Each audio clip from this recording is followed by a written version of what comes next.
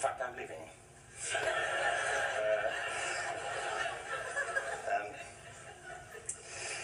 There have been three themes, haven't there, running through the conference, which are relevant to what I want to talk about. One is the extraordinary evidence of human creativity in all of the presentations that we've had and in all the people here.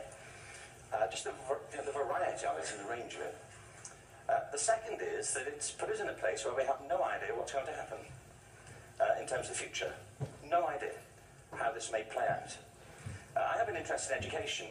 Actually, what I find is everybody has an interest in education, don't you? I find this very interesting. If you're at a dinner party and you say you work in education, actually you're not often at dinner parties, frankly. If you work in education, you're not asked, you know, and you're never asked back, curiously. That's a thing that strikes me. But if you are, and you say to somebody, they say, what do you do? And you say, you work in education, you can see the blood run from their face. They think, oh my God, you know, why me? It's my one night out all week. But if you ask people about their education, they pin you to the wall. Because it's one of those things that goes deep with people, am I right? Like religion and money and other things. So, I have a big interest in education, and I think we all do. We have a huge vested interest in it, partly because it's education that's meant to take us into this future that we can't grasp. If you think of it, children starting school this year will be retiring in 2065. Nobody has a clue, despite all the expertise that's been on parade for the past 4 days, what the world will look like in 5 years' time. And yet we're meant to be educating them for it. So the unpredictability, I think, is extraordinary. And the third part of this is that we've all agreed, nonetheless, on the really extraordinary capacities that children have, their capacities for innovation. I mean, Sabrina last night was a marvel, wasn't she? Just seeing what she could do. And she's exceptional, but I think she's not, so to speak, exceptional in the whole of childhood. What you have there is a person of extraordinary dedication who found a talent. And my contention is all kids have tremendous talents, and we squander them pretty ruthlessly. So I want to talk about education, and I want to talk about creativity.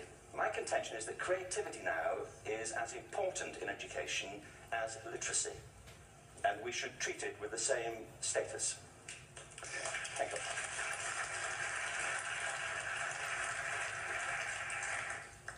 That was it, by the way. Thank you very much.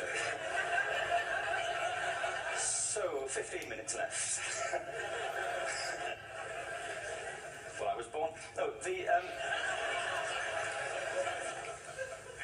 I had a great story recently. I love telling it of a little girl who was in a drawing lesson. She was 6 and she was at the back drawing, and the teacher said this little girl hardly ever paid attention.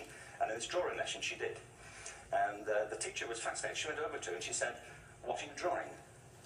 And the girl said, "I'm drawing a picture of God." And the teacher said, "But nobody knows what God looks like." And the girl said, "They will in a minute."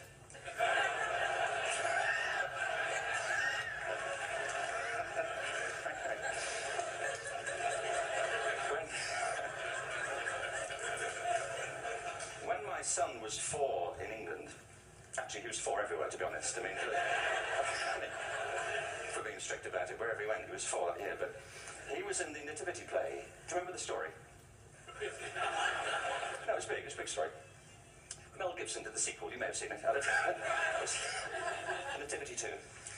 But James got the part of Joseph, which we were thrilled about. We consider this to be one of the lead parts. We had the place crammed full of agents and T-shirts. You know, James Robinson is Joseph. He didn't have to speak, but you know the bit where the 3 kings come in?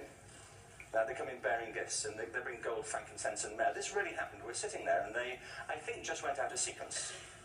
Because we talked to the little boy afterwards and said, you know, "Are you okay with that?" And they said, "Yeah, why was that wrong?" But they just switched, I think that was it. Anyway, the 3 boys came in, little 4-year-olds with tea towels on their heads, and they put these boxes down. The first boy said, "I bring you gold."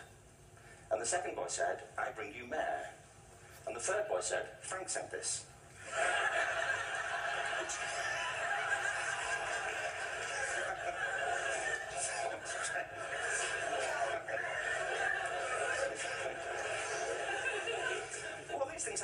you see, is that kids will take a chance. You know, if they don't know, they'll have a go. Am I right? They're not frightened of being wrong. Now, I don't mean to say that being wrong is the same thing as being creative.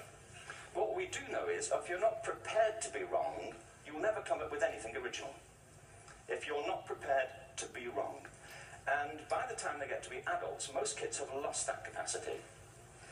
They have become frightened of being wrong. And we run our companies, this by the way, we stigmatize mistakes. And we're now running national education systems where mistakes are the worst thing you can make. And the result is that we are educating people out of their creative capacities. Picasso once said this, he said that all children are born artists.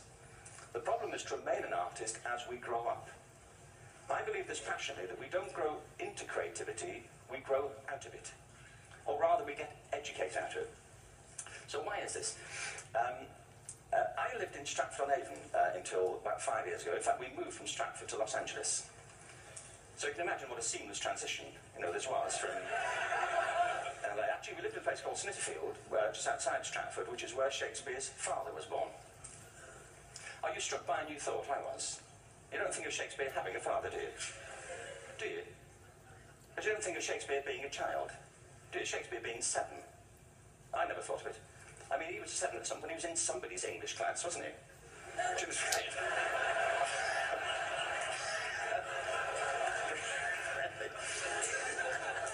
How annoying would that be? You know?